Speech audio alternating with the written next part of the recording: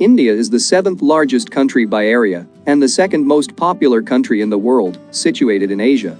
Three sides of India are surrounded by the Indian Ocean on the south, the Arabian Sea on the southwest, and the Bay of Bengal on the southeast. It shares land with Pakistan, China, Nepal, and Bhutan from the north, and Bangladesh and Myanmar to the east. India is a great country where people speak different languages, but the national language is Hindi. India is full of different castes, creeds, religions, and cultures, but they live together. That's the reason India is famous for the common saying of unity and diversity. India may be known for its beautiful landscapes and extraordinary culture, but there is a dark side to this enormous country. In a country where the caste system still dictates the lives of India's citizens, the Muslim, tribal, lower caste, or untouchable communities are marginalized and discriminated. Here are the dark stories of India which are hidden from the world.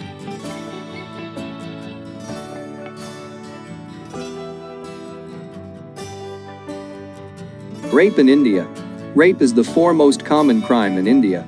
According to the 2019 annual report of the National Crime Records Bureau, India recorded an average of 87 rape cases daily in 2019, and overall, 405,861 cases of crime against women during this year. More than 145,000 rape cases were pending trial in Indian courts by the end of 2019. Out of over 32,000 reported victims in 2019, about 15% of victims are children.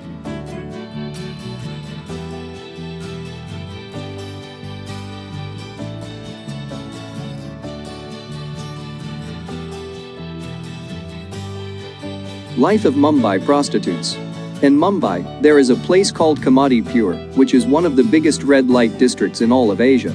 It's believed at least 20,000 girls are working as prostitutes here. Many of them are underage and most of them trafficked from the countryside. It's estimated 70% of them have HIV. There are up to 15 million people living in slavery across India, and most of them are women and children trafficked into the sex industry. It's a brutal industry that takes young girls and then enslaves them. A vicious self-perpetuating cycle that offers no way out. This industry is run by gangsters. The traffickers lure parents with the false promises of a better future for education, a chance to earn money. There is a small payment and the child is entrusted into their care. After that, they sell children for their own profits.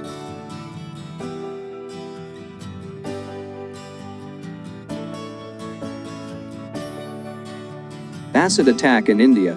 India has the highest number of acid attack incidents in the world. Around 250 to 300 acid attacks are reported in India every year. A total of 596 acid attack cases were reported in 2017 and 2018.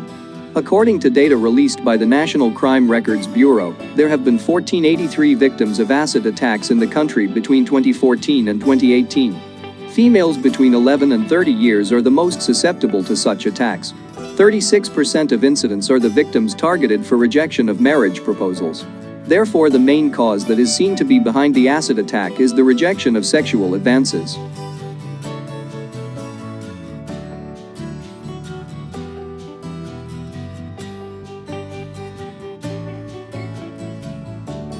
Caste system in India.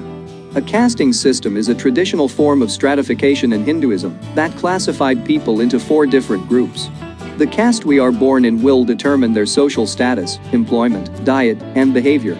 This 3,000 years old system still has a significant impact on Indian society today. The religious explanation from the caste system is that each caste comes from a part of the body of the Hindu creative god, Brahma. They believe that the human itself is divided into different types of work. Rural communities have long been arranged on the basis of castes. The upper and lower castes almost always lived in segregated colonies. The water wells were not shared. Brahmins would not accept food or drink from the Shudras and could marry only within one's caste. There is altogether 5 caste system in India: Brahmins, Kshatriyas, Vaishyas, Shudras, and Dalits. The 5th caste was recently added to the system in the early 20th century, is the Dalit caste, also known as the untouchables. In India, this caste is considered to be an outcast. Untouchable jobs include things like dealing with dead animals and humans, sweeping the streets, and dealing with any type of human waste, such as blood, feces, urine, and saliva. By doing these impure works, they are considered spiritually polluting. While fresh human waste or dead bodies are viewed as impure. so people from higher castes wouldn't touch it. This leads to untouchability, which is the practice of ostracizing and not touching the Dalit group, hence the nickname, the Untouchables. Even today, the people who are doing these jobs come from the Dalit caste. Although untouchability was banned along with the entire caste system in 1950, it is still practiced today, especially in rural parts of India. Historically, untouchables have always been harmed in comparison to other castes. They were not allowed to go to school with students of different castes, and people refused to work with or for them.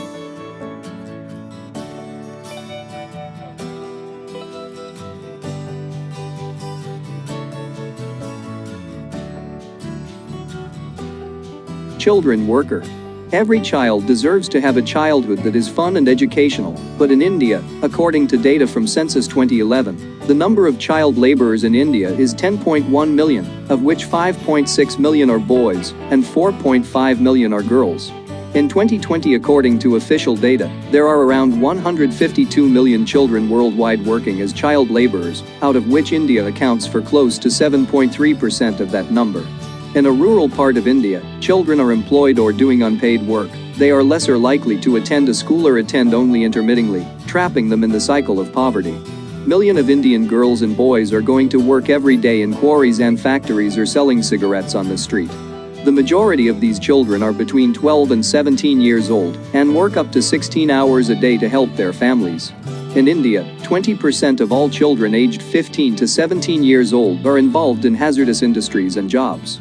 Measuring the exact scale of child labor in India is difficult as it is often hidden and underreported.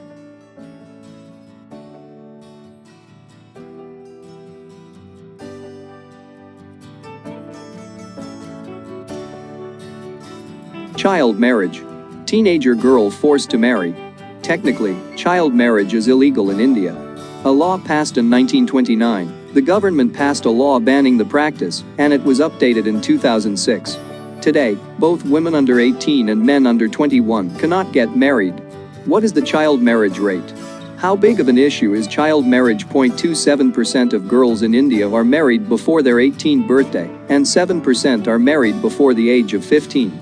About 4% of boys are married before their 18th birthday. India has the highest absolute number of women married or in a union before the age of 18 in the world. Child marriage is more prevalent in rural areas than in urban areas, and in general rates of child marriage is the highest in the central and western parts of India. For instance, child marriage rates in districts of Rajasthan and Bihar range from 47% to 51%. Child marriage is driven by general inequality and the belief that girls are somehow inferior to boys. In India, child marriage is also driven by harmful traditional practices, control over girls' sexuality, poverty, level of education, household labor, and poor enforcement.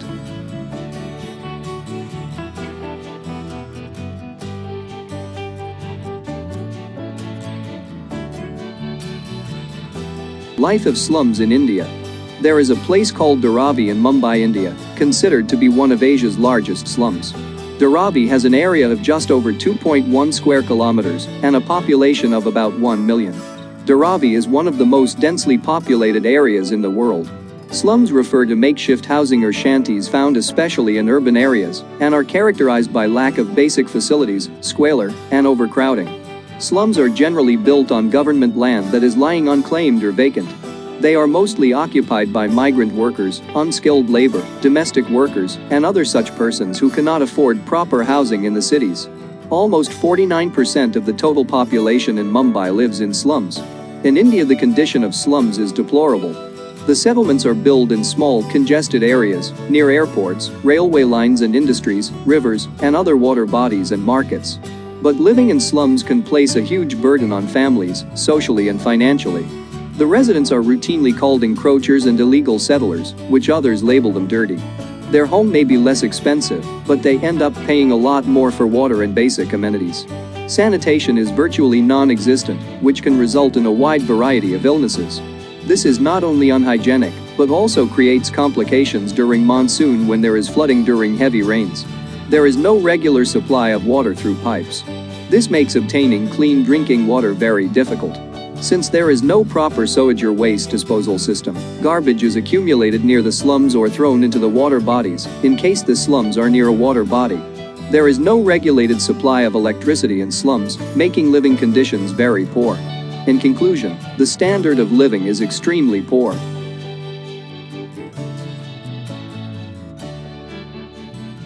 Thanks for watching. Don't forget to hit that like button and subscribe.